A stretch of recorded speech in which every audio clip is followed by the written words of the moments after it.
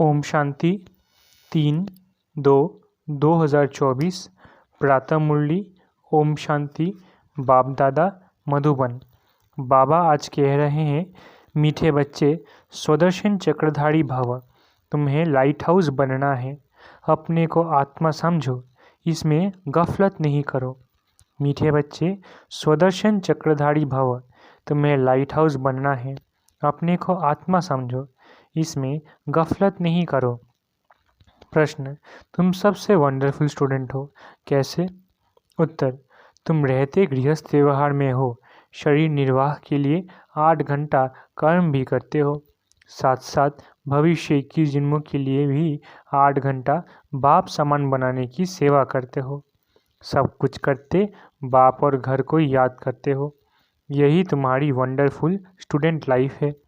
Knowledge बहुत सहज है, सिर्फ पावन बनने की मेहनत करते हो।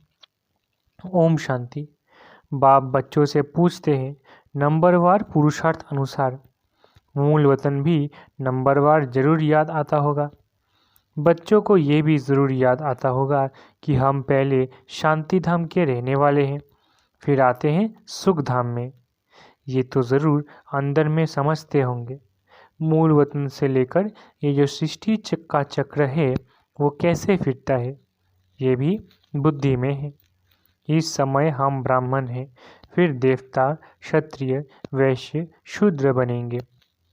ये तो बुद्धि में चक्र चलना चाहिए ना।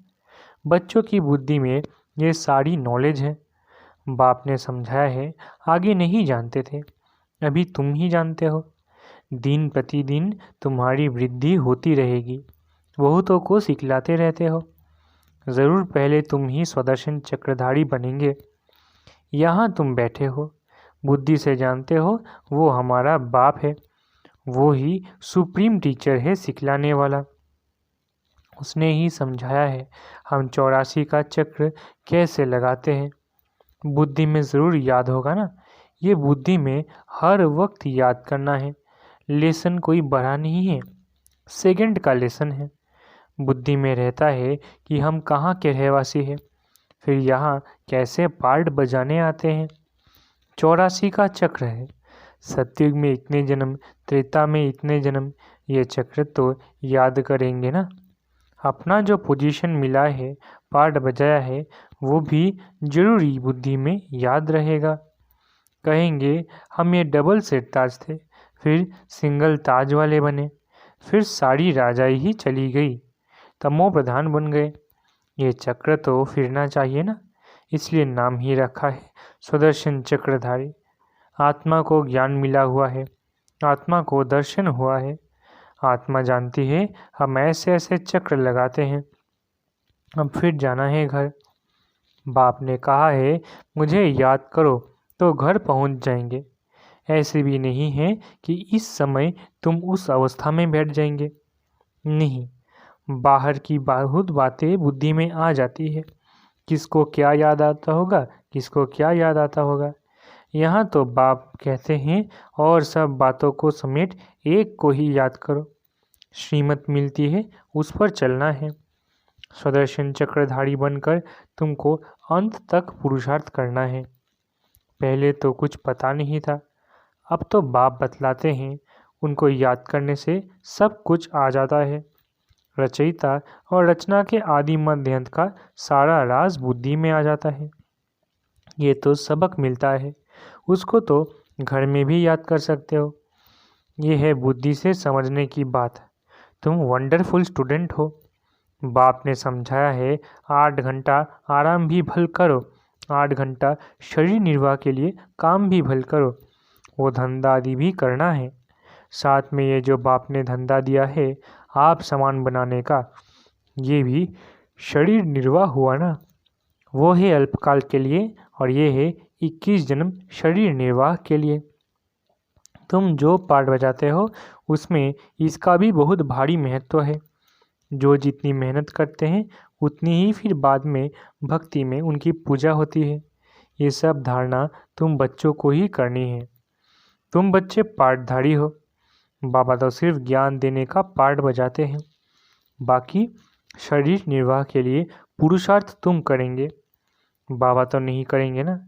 बाप तो आते ही हैं बच्चों को समझाने के लिए कि ये वर्ल्ड की हिस्ट्री ज्योग्राफी कैसे कैसे रिपीट होती है, चक्र कैसे फिरता है, ये समझाने के लिए ही आते हैं।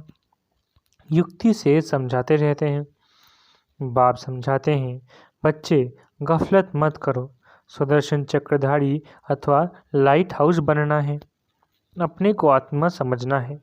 ये तो जानते हो शरीर बिना आत्मा पाठ बजा नहीं सकती। मनुष्यों को कुछ भी पता नहीं है। भल तुम्हारे पास आते हैं, अच्छा अच्छा करते हैं, परंतु स्वदर्शन चक्रधारी नहीं बन सकते हैं। इसमें बहुत प्रैक्टिस करनी पड़ती है। तो फिर कहाँ भी जाएंगे तो जैसे ज्ञान का सागर बन जाएंगे। जैसे स्टूडेंट पढ़कर टीचर बन जाते हैं, फिर कॉलेज में पढ़ाते हैं और धंधे में लग जाते हैं।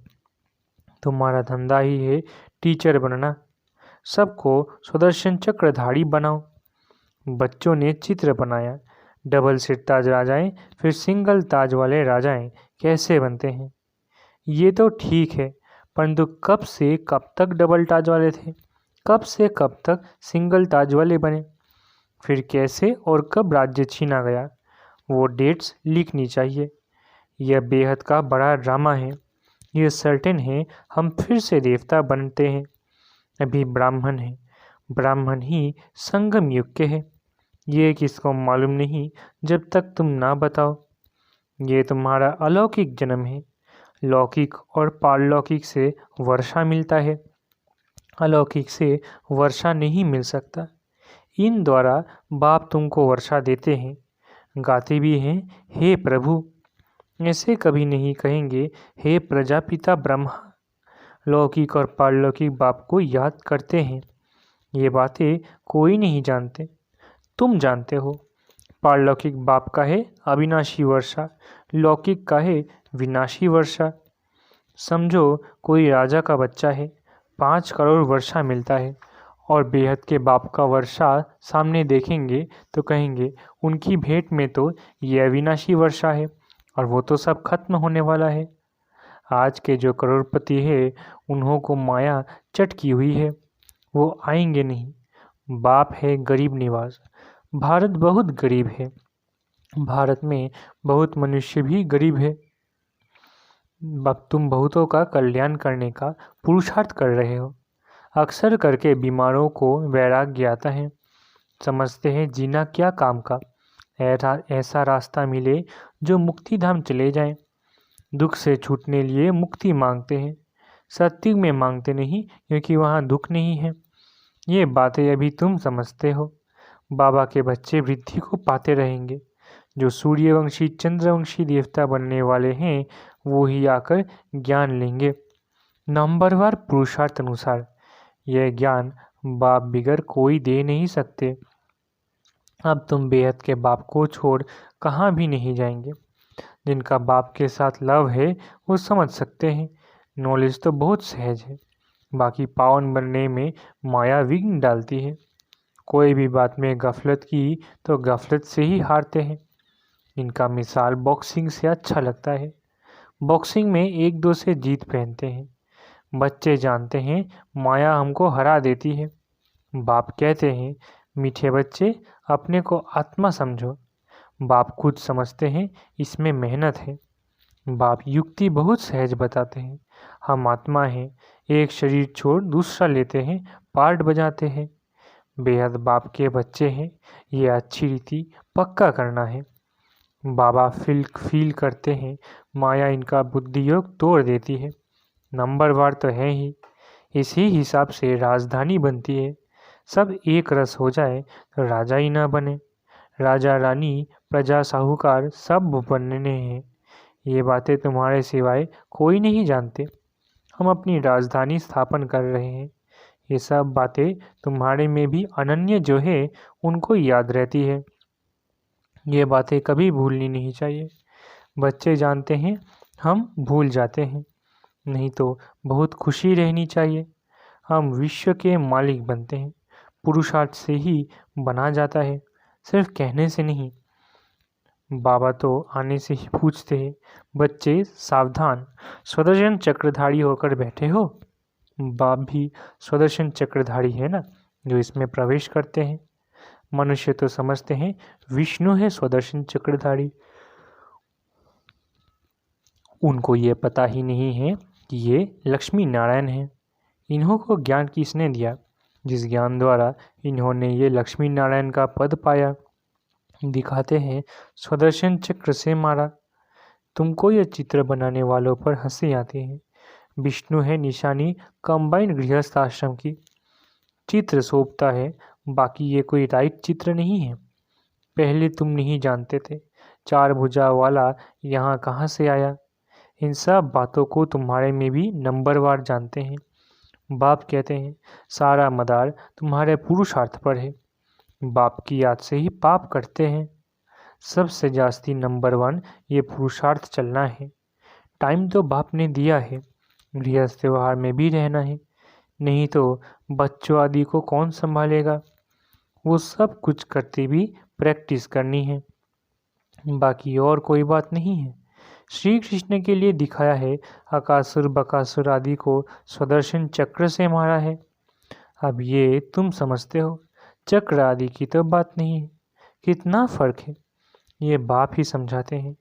मनुष्य मनुष्य को समझा नहीं सकते। मनुष्य मनुष्य की सद्गति कर ना सके। रचता और रचना के आदि मध्यंत का राज कोई समझा नहीं सकेंगे।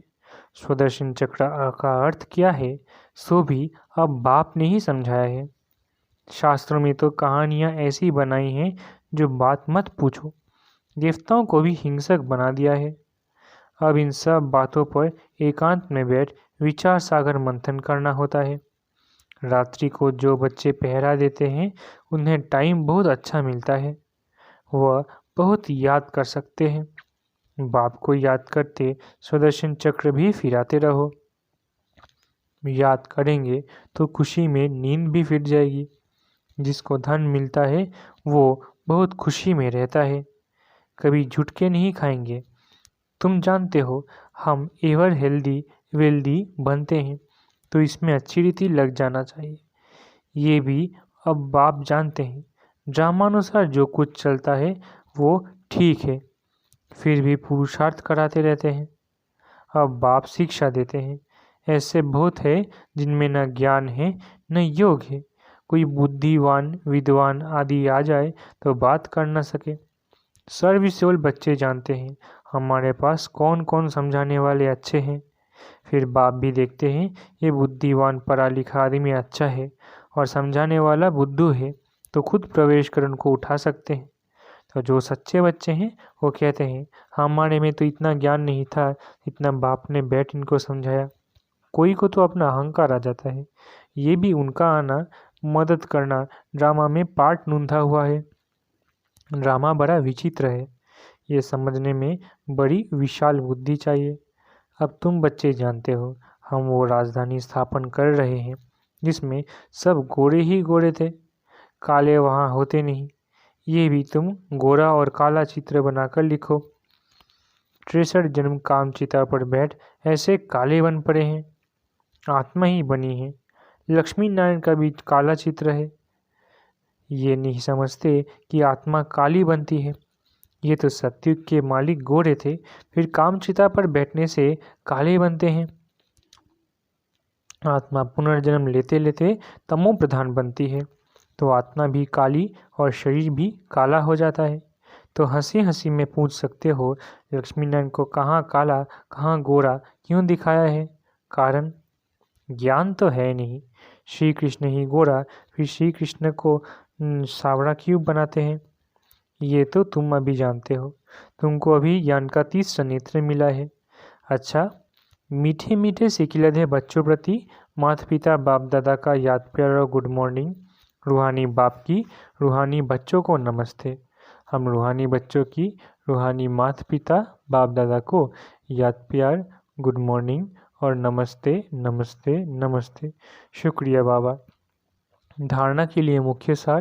पहला, खुशी से भरपूर रहने के लिए एकांत में बैठ मिले हुए ज्ञान धन का सिमरन करना है। पावन व सदा निरोगी बनने के लिए याद में रहने की मेहनत करनी है। दूसरा, बाप समान मास्टर ज्ञान सागर बन सबको सुदर्शन चक्रधारी बनाना है। लाइट हाउस बनना है। भविष्य की जन्म के शरीर निर्वाह के लिए रूहानी टीचर जरूर बनना है। वरदान।